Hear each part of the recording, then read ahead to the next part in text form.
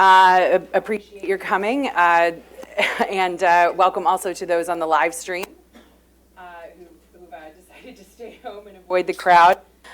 Joining me today at my virtual fireside is the 38th Commandant of the Marine Corps, General David Berger. Thank you very much for joining us today. Thanks for having me. The Commandant and I are going to have a little bit of a chat up here. We're going to talk about the strategy, his planning guidance, and its implementation, plans for new force design, and of course, how to pay the bill for all of it. We are going to save about 15 minutes at the end for audience questions.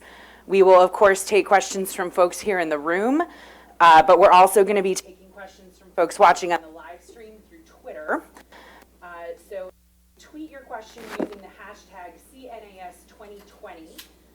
I'll take those questions in a mix with those that we're getting from here in the room.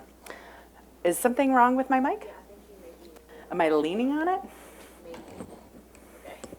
How's that? Yes. Okay. Apologies. So I think we're going to dive right in here to some questions, and I always start these chats with the strategy. I think it's a good place to start when talking about defense planning and force design and resources. And a few weeks ago, Secretary Esper delivered a few remarks at CICE on the second anniversary of the NDS, kind of a check-in. How are we doing? Where are we with implementation? And I wanted to ask you the same kind of stock-taking questions. You know, how are we doing on NDS implementation, both with your Joint Chiefs hat as well as with your Commandant of the Marine Corps hat? What grade would you give? What's the assessment? Great. It'd be tough. Year and a half, 2 years. I'm trying to remember when it was published. But Yeah, it's been about 2 years ago in January. Now. Yeah. I would say headed in the right direction. It's not an A, it's above a C. Okay. And a lot of focus in the last 7-8 months from this secretary. Every week, every Monday, we spend 2 hours going through elements of the NDS and the implementation of it, and with all the combatant commanders, all the Joint Chiefs, all the service secretaries. So it is not once in a while, it's every Monday. Mm-hmm. So to give you an idea of the degree of focus. How much progress? That's a tough one. I would say I'm trying to think of lenses you might look through. Fiscally, global force management, like how we're using our forces, structure-wise. I'll just take a couple of them if that's okay. Yeah, please. How we're using our forces around the world. Here it's really hard to grade because the world is not allowing us to do the NDS in a vacuum, let's just say. And by the world, I mean primarily the Middle East. Mm-hmm. I think the document was drafted with a vision of where things might go. The Middle East has not quieted down. So it continues to pull resources, attention, forces towards the Middle East that otherwise would be directed toward, one of the peer kind of competitor adversaries, whatever term people like to use. So the world is getting in the way, sort of, in one aspect. It's making it difficult to allocate the right forces, and it's also making it difficult to do the unpredictability, because we're spending the resources we have towards the Middle East, which leaves less that you can use in the bank to go out unpredictable, if that makes sense, the kind of dynamic part of it. Mm-hmm. Fiscally, I think here I'd say progress also. How much?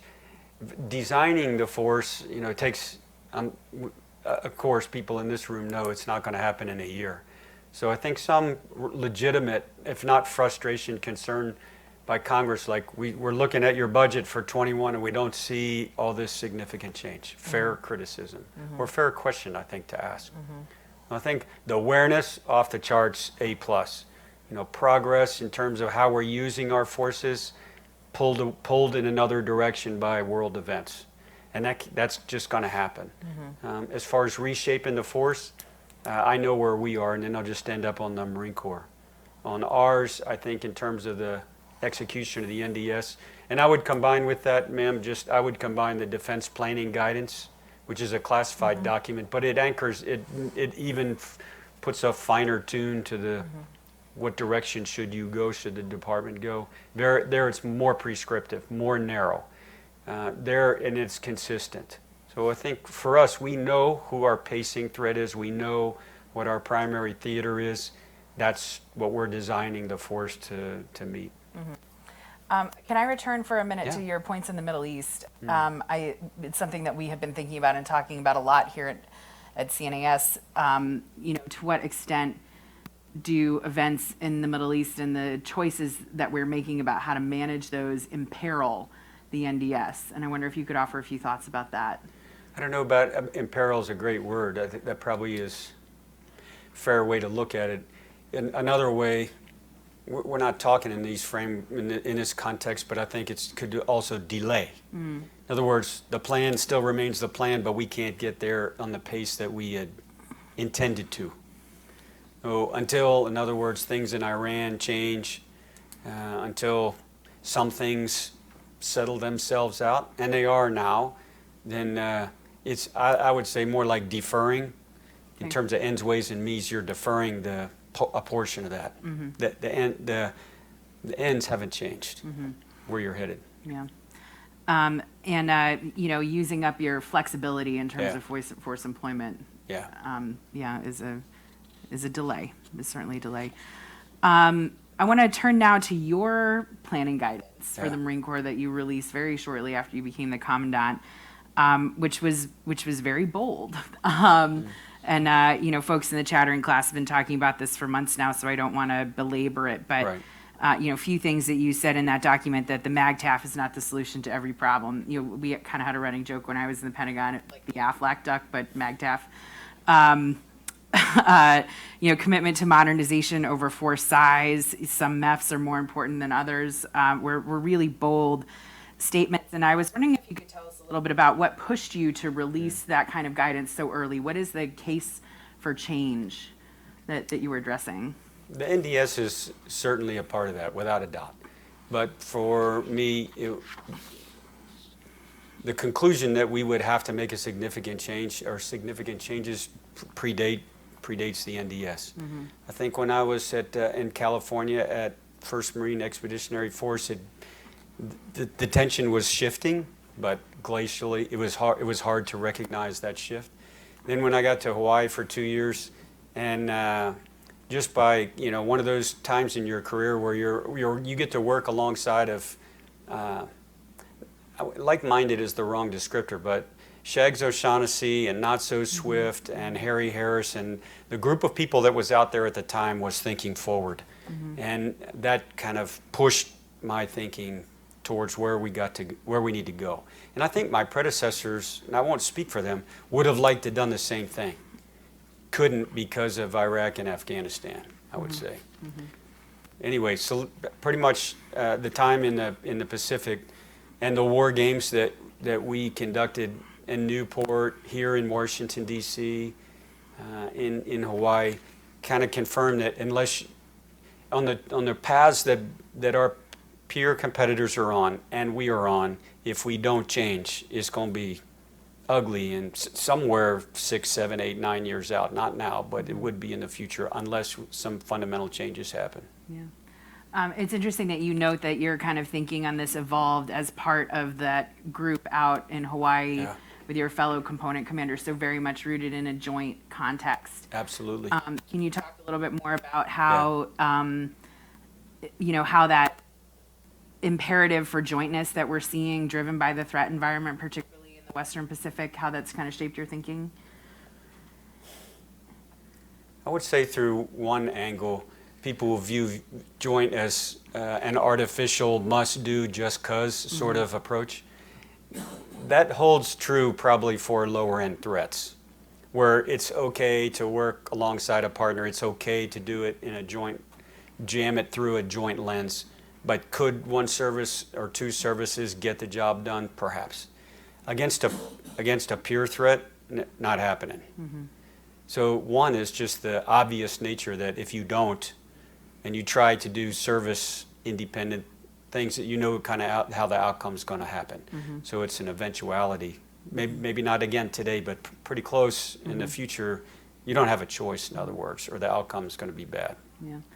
Talking points like any sensor, any shooter, Yeah. right, sound really good, and I think we all kind of appreciate the need to move in that direction, but making it real when all those sensors and shooters belong to different services who are conditioned to operate pretty independently from one another is a real challenge. It is. I don't remember how long ago was like the net-centric sort of, I don't remember how long ago it was, but there was a discussion at some point a couple decades ago about a net-centric approach to how we're going to operate, which was fantastic, sort of stitch everything together, one giant network, everything can talk to everything. Then, the realization that, again, a pure threat is, our opinion, is going to go after what they see as all our vulnerabilities, our weak spots, and that's going to be logistics, and that's going to be command and control. So they're going to try to sever all that network. So then this is the discussion out in Hawaii. You can't build this monster network over top of everything if it's not resilient. If it can't, if it can be severed in 3 spots, can you still get target quality data to a shooting platform? Right. Or not? Does it degrade elegantly? Does it degrade elegantly? Yeah. Yeah. Exactly. And then there's the human part, which we don't always talk about. We talk about the systems, the platforms, the kinetic part, but I'm going to oversimplify a bit, but the last 20 years, one of the downsides is that the leaders who came up through the counterinsurgency sort of mode and working in a forward operating base, if this was our operations center, there would be like 6, 7, 8 of these all going at the same time with different views of the whole battle space, and we just got we fell in love with situational awareness, like we couldn't do anything without it. Yeah. So I think, in other words, it's a double-edged sword. I think when we're operating in a really degraded kind of environment in terms of command and control and computers, I think the junior leaders are going to operate faster, and the senior leaders are going to be really nervous. Yeah, I have to put in a plug for Chris Doherty's forthcoming report on command and information, because he's another senior fellow here, talks a lot about those issues, and in particular how even if you can get your comms networks resilient, if you have to, if you're in a Marine Corps chain and you have to go all the way up to the top of that chain and then all the way down into an Army chain to, put a munition on a target, you've lost. It takes too long.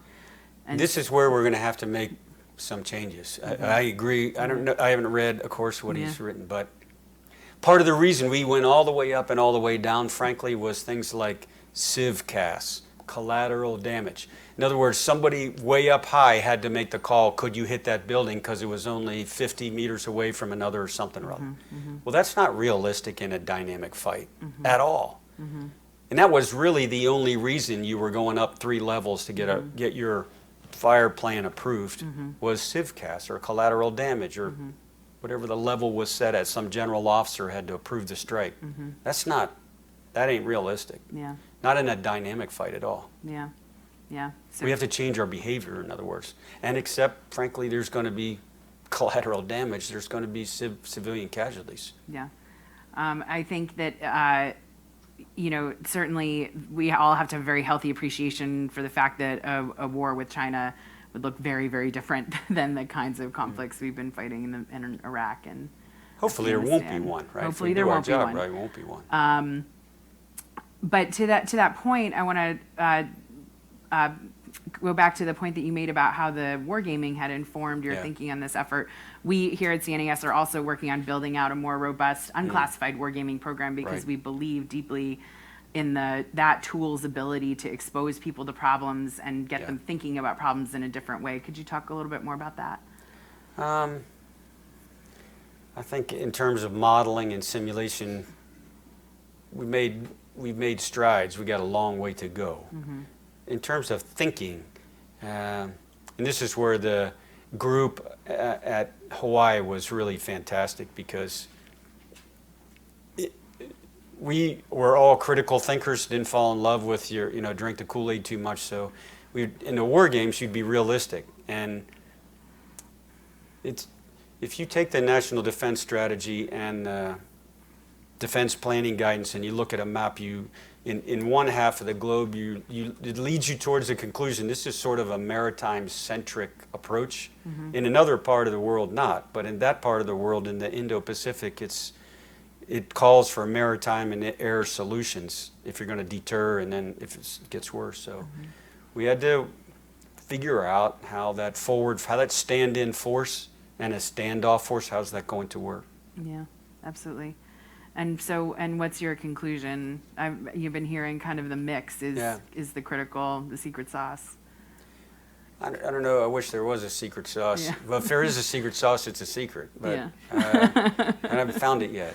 Yeah. There is, I think, though, this is healthy discussion, not, and as long as it's elevated academically to the point where it's structured. In other words, on one end of the spectrum is standoff is the way to deter a peer adversary. There is no need to have anything in close. This is going to be a future of just long-range precision weapons staring at each other with ubiquitous sensors, and that's how we're going to avoid war. That would be great, except for, we live in the real world, and so I don't think it's that alone is my point. I think that the what that misses is everything in here in terms of everything from partners and allies. In other words, the reassuring part of that we are astride you, we're along with you. Because if you pull back, you're just saying we're turning our back on you. And then there's also the physical part of if you're going to deter a country like China, who's very willing, their game plan is not to do it kinetically. Then if you're not in a space, they move in quickly. So it comes down to you have to have forward forces for 3 or 4 main key reasons, but you need both. You have to have both. Yeah, I believe. And I think that dynamic force employment, which we talked about a little bit earlier, is a critical component. Absolutely, yeah. That operational unpredictability, as Secretary Mattis used to describe it. Yeah. We have more to learn there. Yeah. But yeah, we have more to learn in how to be in deception, right? People used to be really, really good at that in the 70s and 80s. Yep. 60s, 70s, and 80s. It's an art form, right? Yeah. There's a psychological aspect that we have to relearn, right. I think. And part of the reason I'm linking the two together is part of the dynamic part is it's perception. You're trying to create a perception in an adversary's mind, that right? You're there all the time. Right. Yeah. It was something he was not expecting.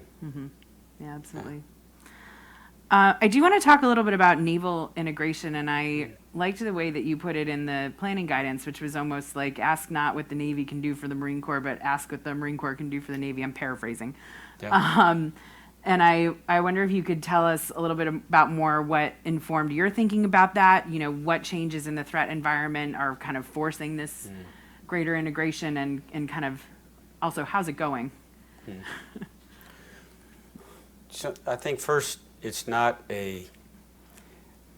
although some people characterize naval integration as some kind of emotional bond or something like that. It's not. This is very pragmatic, very practical for us. Yep. In other words, it's a must-do because if you accept the premise of the National Defense Strategy and the operating environment the way it describes it and the way it's shaping up to be, then you need a very strong maritime element. And in that regard, you need a combination of Navy and Marine Corps forces to do something. And so what is the something? Most of us are convinced what you don't want to do against a very large country, if you're into deterrence and if you have to respond to something, you don't want to match them up in mass, like symmetrically, force on force. That's not good. You're on their turf. They have short lines of communication. You have long ones. So you have to find where you have a asymmetric advantage. Ours, I think, we have a number of them in the U.S. in the military, but one of them is 70, 80 years of work on how to operate an amphibious force. How do you operate in an expeditionary naval manner, project power where you need to at will. Nobody else on the planet is close, although they're working hard to get there. So we need to take advantage of where we have a big margin, if that makes sense, and stretch that out. Yeah. So you mentioned that this is a very pragmatic exercise, and I wonder if you could give us a few examples of kind of specifically, what's changing or what needs to change in this space? This is the main center point here is the tactical to level, okay? So what Navy and Marine Corps forces at the tactical level work back up? What makes sense to work together as a team?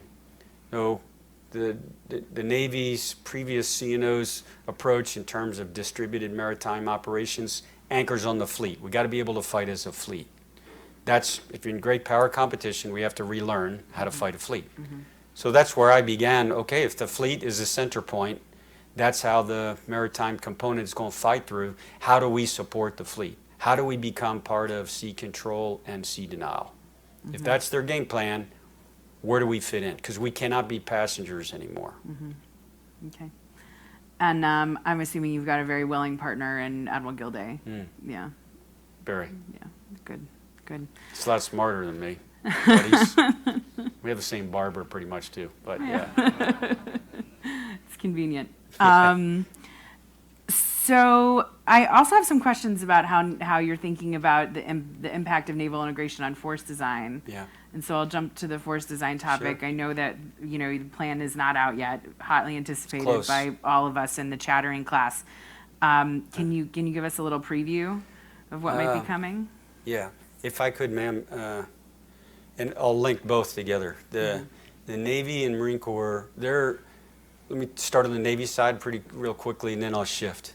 Two parallel efforts, in other words. On the one hand, a naval force structure assessment, integrated naval force structure assessment that the Navy and Marine Corps are doing. That's the requirements part on the Navy side. What type of ships are we going to need now and into the future? We had already begun a force design of the Marine Corps. So they're not linked together in terms of timing. They are clearly informing each other, I would say. Because the Marine Corps that we have is going to relate to the ship mix that the Navy has. There is going to be some relationship, always has been.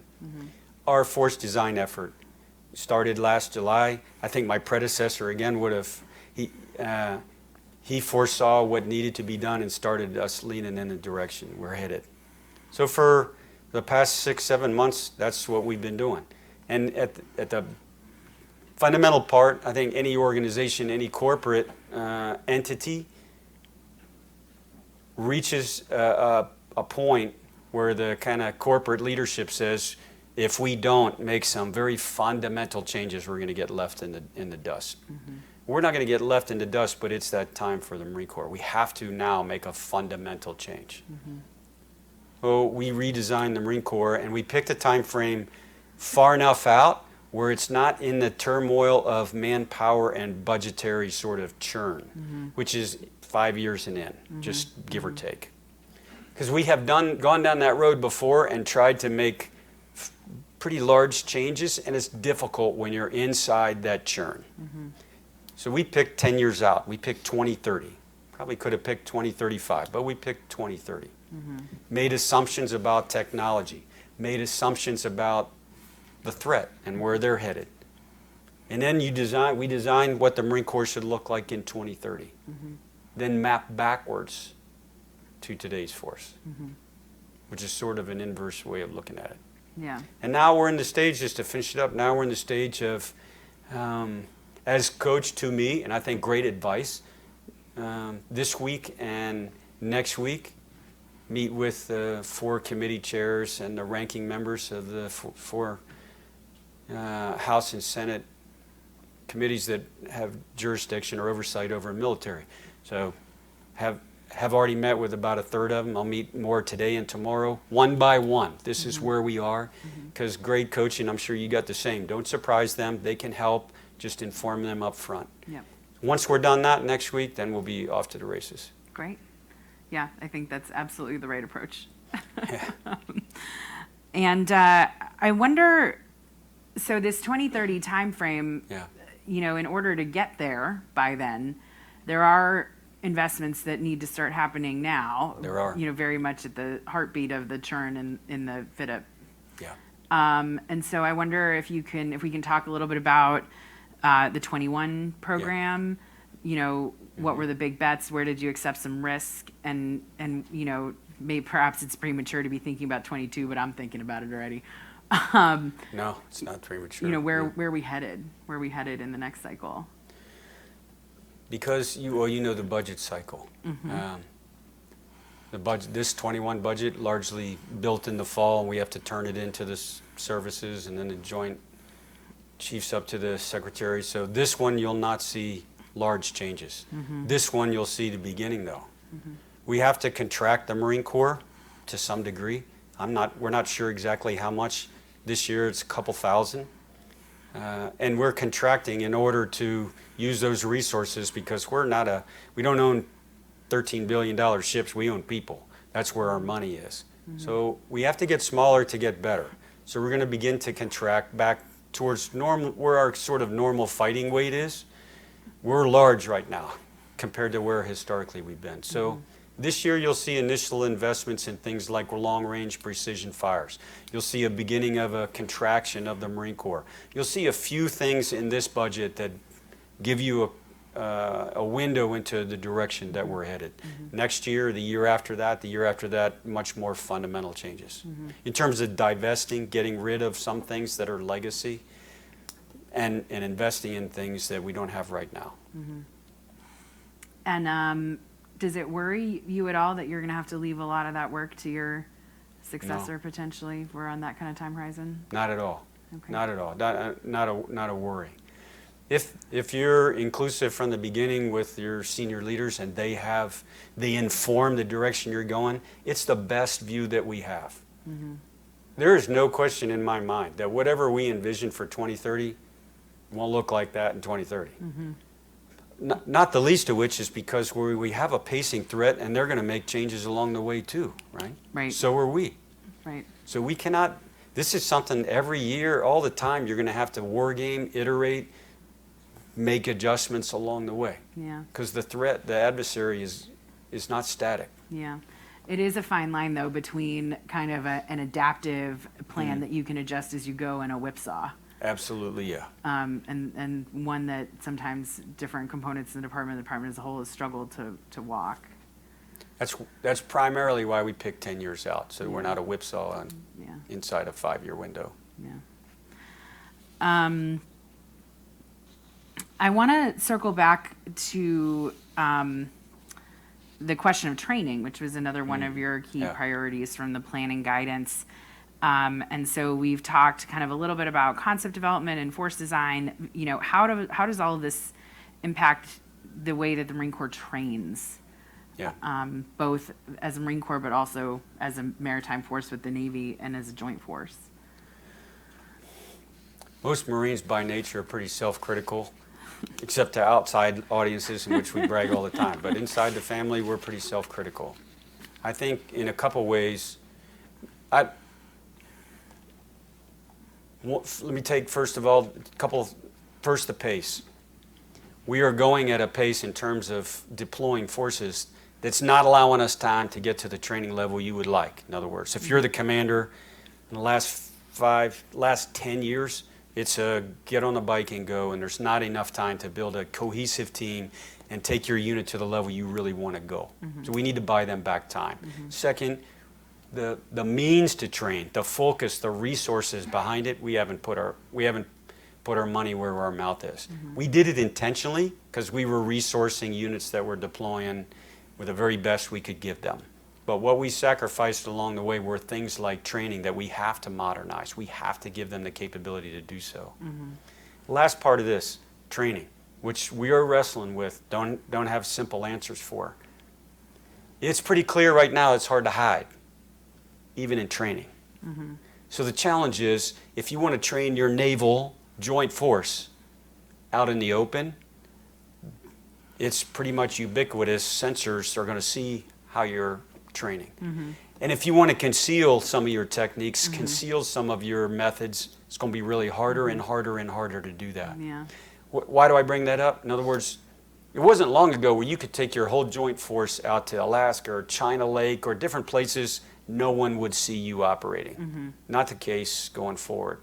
So we're going to have ratio of what we do out in the open versus what we do in modeling and simulation is going to have to change. Mm-hmm.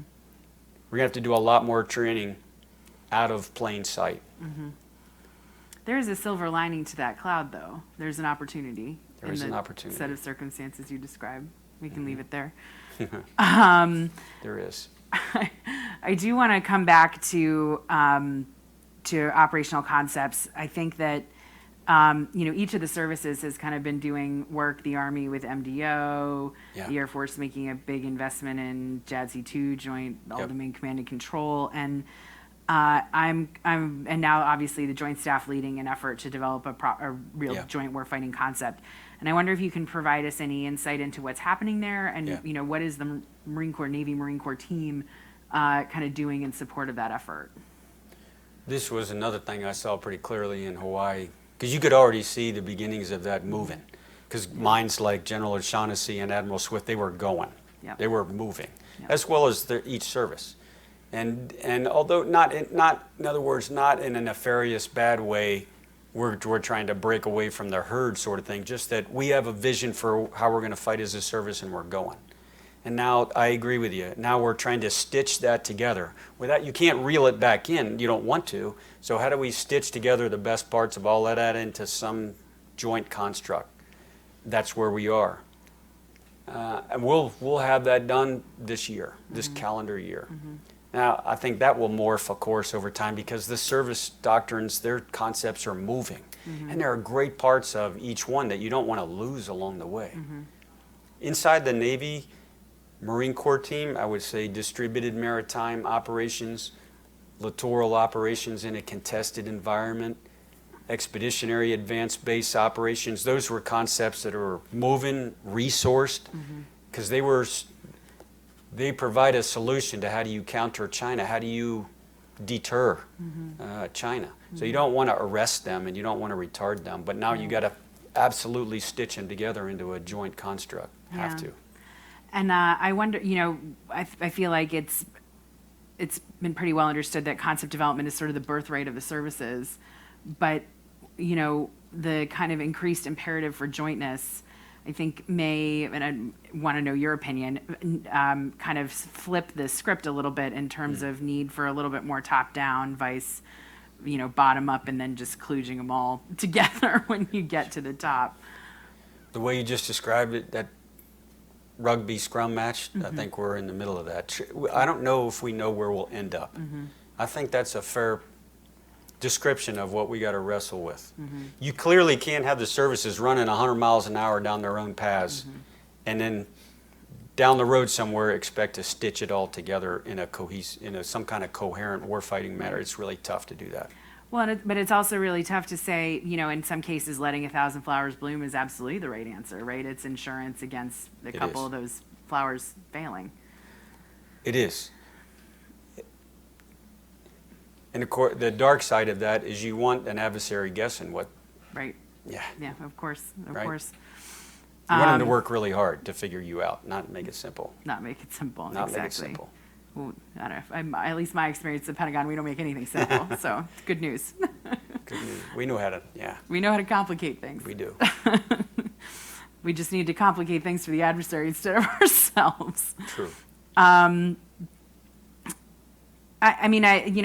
There's clearly an iterative process between concept development, force design, and then kind of training and doctrine, and back through the cycle to the beginning. And I think it's so tempting to develop kind of point solutions in any of those cases. Are you seeing a real move within the department to kind of let that iterative process play out, to remain flexible and not overly wedded to single answer? I think we're in a hybrid. I haven't thought much about it. We're probably in a hybrid place right now. Certain things, in other words, like hypersonics, artificial intelligence, maybe 2 or 3 or 4 others. Clearly, the department sees a future role in that, and it has to be harnessed and has to be more centrally directed and resourced. Other areas, less top-down, prescriptive, go in a fast iteration cycle, see what we can learn.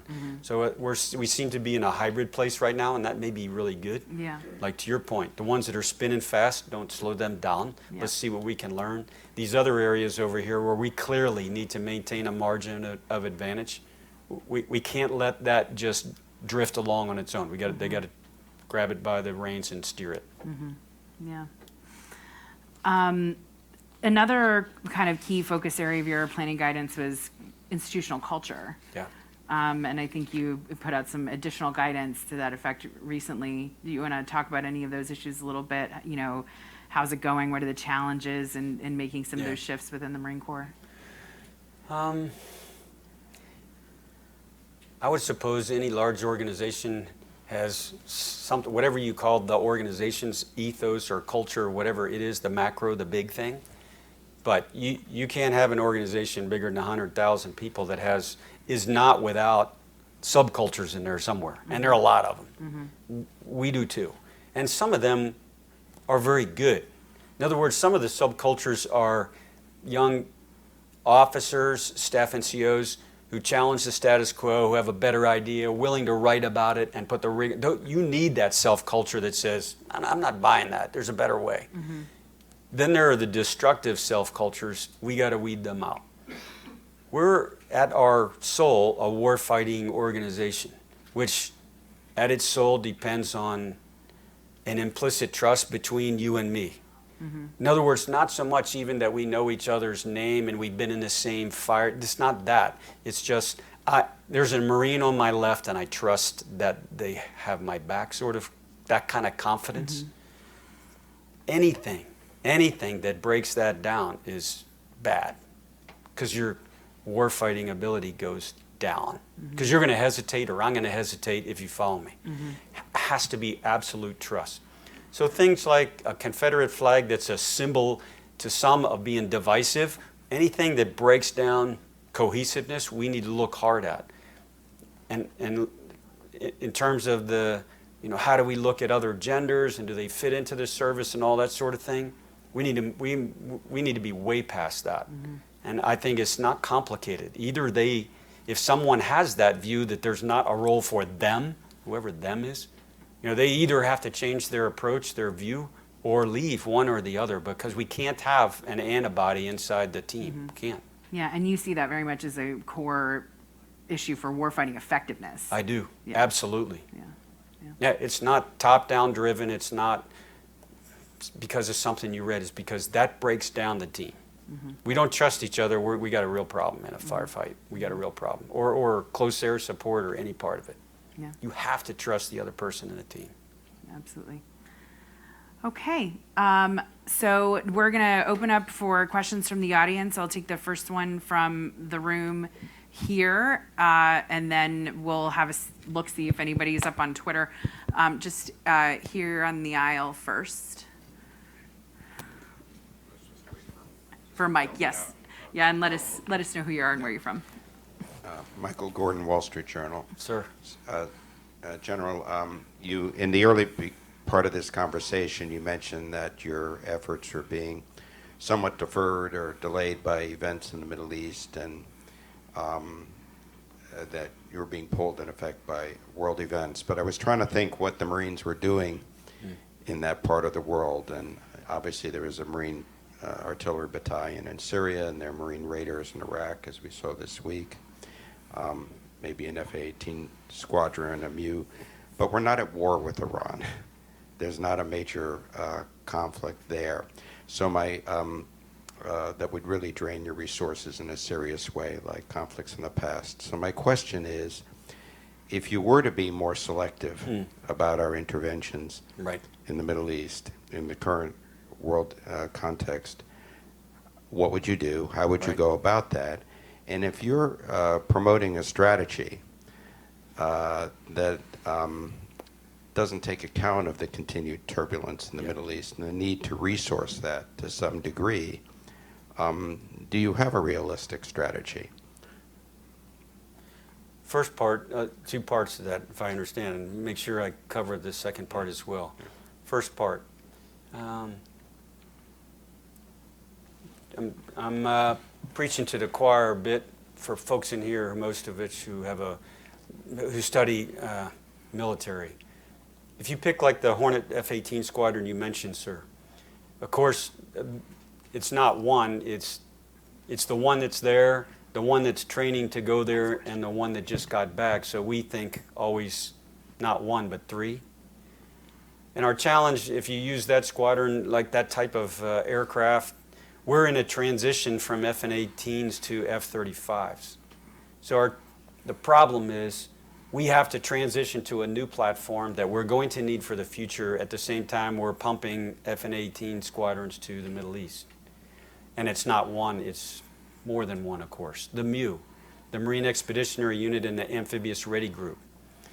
That's a mobile capability, not one you want parked in a certain region. If you're going to really be agile, if you really want to be unpredictable, but it's also a safety blanket, it's a reserve force, it's a very capable one you want to park somewhere if you think something might happen.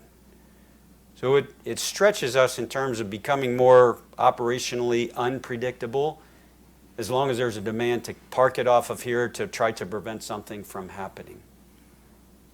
We're trying to deter, in other words, a conflict with Iran. That requires forces to do that. And it takes away the agility that you would like to have globally to get there. The strategy part, is it a faulty strategy if it doesn't account for the turbulence, the uncertainty in the world? I don't think so. I think the ends remain viable. But I think it does alter the ways, certainly, means to a degree, I would say, if for a prolonged period you're not enabled to reach the strategy in the timeline you'd like to make it there. There's enough flexibility built into the strategy that's not on a rigid timeline. But I think the worst case is demands in the world can defer, can delay adjustments that need to be made for the future. And there, at the end, and I'll just finish up there, of course, we're back to the risk. In other words, what is the risk of having a different force or a lesser force parked here that might deter something from something that might happen 5, 6, 7 years from now? If it slows your transformation, if it slows your adjustment, which is the bigger risk to the force, to the nation? That's the calculus. Thanks. Steve, do you have a question? Yeah. Right here. Sir. Thanks. And thanks for taking the time to talk to us today. It's been Yeah. very informative. I appreciate it. Warfighter suicide is something that's really plaguing all the forces, and I'm wondering what the Marine Corps is doing to identify Marines that are at risk of suicide, and how they're, once they identify those Marines, what steps they're taking to intervene. Yeah. Our highest year, I think, was 2 years ago, less last year. It's on a lesser pace this year, but it's still it's a challenge that's not going to go away anytime soon. Last year, we began a trial of a different screening process for applicants who want to try to become Marines. It's a more comprehensive screening process than take the ASVAB, take a physical test, and you're qualified, ethically, as long as you don't have a police record. This is a much more deeper look into the cognitive, into the parts that might help paint a picture of, what's this person's likelihood of making it through this process. So on the front end, we have to do a better job of trying to understand the high school senior or junior, if that makes sense. Later on, for those that we see clearly have an elevated risk, like you're talking about, and we all know the factors: family relationship problems, money problems, legal problems, things that start to add up where that Marine, sailor, airman, soldier thinks that they don't have a way out, they can't get out of this box they're in. Then multiple things have to happen early on. First, our responsibility is to make sure that the whole stigma of I have a problem, we beat that stigma down, because it's hard, because we teach Marines you have to be tough, You have to not admit every time you get knocked down, get back up, get back in the fight. Don't ever let your team down. Don't admit weakness. And now we're telling them it's okay to be weak. But not really it's weak. It's just that you have some challenges and that's okay. So it's hard to create the environment where you have an individual that's really tough, that can handle a really hard fight, and if he has challenges or she has challenges, is okay with saying, the system is okay with them saying, I got like 4 or 5 things on my plate right now I'm struggling with. That's our obligation. And then we have to get them the professional help really quickly. Best thing that can happen, last thing, I think it doesn't matter the unit, doesn't matter the service. Best thing it can the best thing that can help is peers who recognize early on you're not acting right, and ask like what's going on, not just watch it happen, but ask. Sort of the intervention part, like you're not acting normal at all, and don't accept, well, I'm fine, and then you walk away from it. No, actually, you have to care, which we do, of course, but you got to get past the barrier. Is there a system in place to identify the people at risk? I mean, is it systematic in the Corps? It is I don't know whether you call it systematic. We have levels of, I don't know how to put it in plain language, but there are increased levels where clearly the person is at risk, potentially. And we approach that in a different way at each level. Absolutely, yeah. Yeah. Thank you very much. I'm going to take one from Twitter now. Will asks, what is the Marine Corps' role in the future of EABO in light of the Philippines' potential decision to end military cooperation with the U.S.? So first, could you remind everyone what EABO is? And we can talk a little bit about the challenges with the Philippines. EABO, the acronym is for Expeditionary Advanced Base Operations. It's a concept, it's a method. Say it's not a doctrine, it's a method, a technique that you might use if you're going into an area and you need to operate in a more distributed way and in a very expeditionary way. In other words, this isn't Iraq or Afghanistan where there's a coffee shop and you're flying in bottled water and all this other stuff. This is expeditionary, small unit, very dispersed, very distributed. That is independent of, well, let me tackle this challenge. Okay, if the president of the Philippines says, get out America, and I'm over, get out all American military, I love you, but get your military out. What happens to EABO then? Well, the great part about a concept like Expeditionary Advanced Base Operations is it can be ashore, it can be on a ship. It may be that your expeditionary base is a ship. So the ability to move around in the first island chain, to move around in the northern Mediterranean, where countries allow you, you may choose to go ashore if you want to, or you can operate from ship. So do we need access to countries? Yeah, our military writ large needs access to countries. Absolutely do. Does the fact that a country says, if they say no, does that nullify, negate a concept? No, it should not, or else it's a pretty fragile method. Right. And it's not. Good. It's good to hear. Sorry, back there in the aisle. And if you could just let us know who you are and where you're from. Hi, Matt Baynard, Defense Yeah, Daily. So first, with the release of the Force Design Review is close, likely weeks before the end of the month. Weeks, yeah. Weeks. Yep. And then in your preliminary talks with lawmakers, what have been their particular points of interest about how you're going to reach that 2030 vision? And within that, have there been any specific areas of resistance or pushback to kind of what you're describing to them? Thanks. No resistance. In fact, support.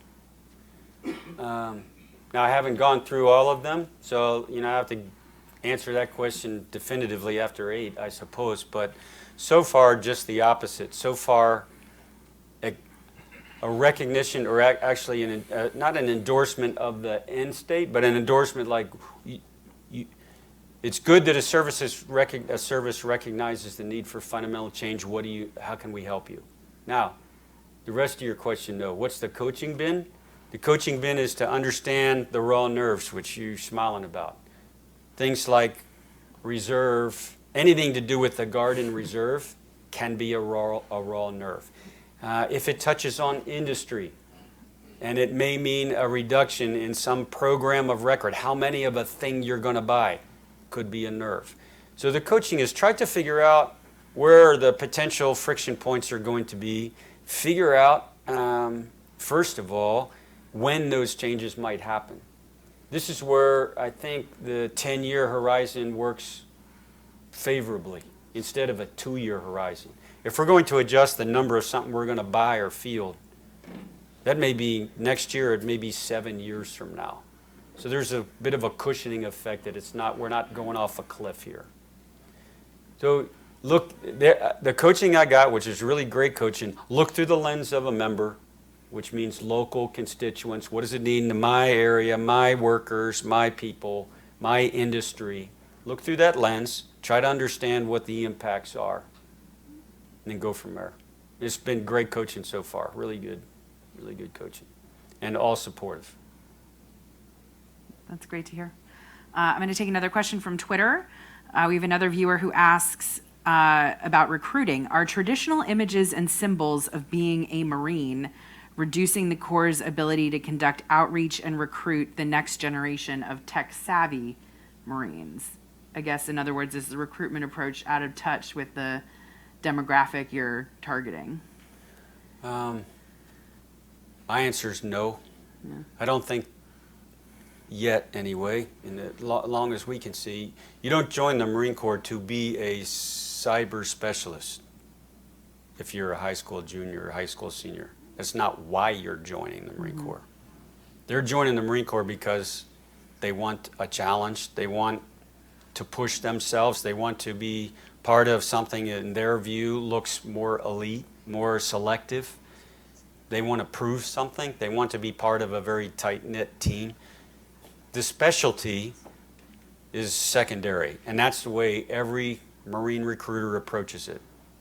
You're asking to join our Marine Corps. We're not hunting you because we would like you to work on computers or fly a jet or whatever it is. First, you're joining the Marine Corps to do a very tough, demanding job that's really rewarding. So I don't think today's advertising turns off. Well, I guess the tech savvy. I'm not sure how you would approach that. We continue to meet all of the recruiting goals for ourselves early on. I attribute that all to corporals and sergeants and staff sergeants who are in high schools. They know the students, and they look the part. They are the role model. They set the bar pretty high. Yeah, it's great to hear. The standards won't change, in other words. Standards are the standards. I think we have time for one more. If there's one in the room, I'll take that. If not, we'll go back to Twitter. Okay. One last one here from Twitter. Sort of back again to developing CONOPS in the Pacific specifically. This is a very specific question, but we'll go with it. Will from Twitter, how would you envision employing HIMARS in Southeast Asia, and how can the Marine Corps work in conjunction with other services in this pursuit? And I'll just broaden the aperture on that question a little bit, because it sort of comes back to the issue of fires, the imperative to close thousands of kill chains in tens of hours, and how does the Marine Corps kind of plug into that idea? HIMARS, the rocket system on a big tractor trailer sort of looking chassis, really effective for us for the last 15 years. And it's a common system largely between us and the Army, really effective weapon system, also really big. On the other end of the spectrum is what one vendor has fabricated, which is a joint light tactical vehicle with a rocket pod basically on the back of it. Okay, now that's all the way from big rockets, long, heavy, big, deep range, to much smaller system, more mobile. We will need the ability, I need to give you the ability, if you're the unit commander, to move something, either use it from ship or use it ashore, that can kill land targets, that can kill maritime targets. As long as you have the sensor data that can reach out and touch it. And then you got to be able to move, because if you shoot and then you don't move, you can be targeted. So where does HIMARS fit into that? HIMARS, where we want to put it ashore and can sustain it, it's going to make sense. And it's also going to give us a chance to learn along the way. Because right now what we use for a certain land munition warhead on it may look different. We may be able to put a maritime missile in that same pod or something modified pretty close where it can do the same thing. So we're going to use it to learn from. Great. Yeah. Well, please, everyone, join me in thanking General Berger for being so generous today with his time and his insights. Thank you very much for coming. He has a packed schedule, so I'm going to ask everyone to please keep their seats to give the Commandant a chance to depart. And many thanks as well to our audience, both here and on the live stream, for joining us. Thanks very much. Thank you.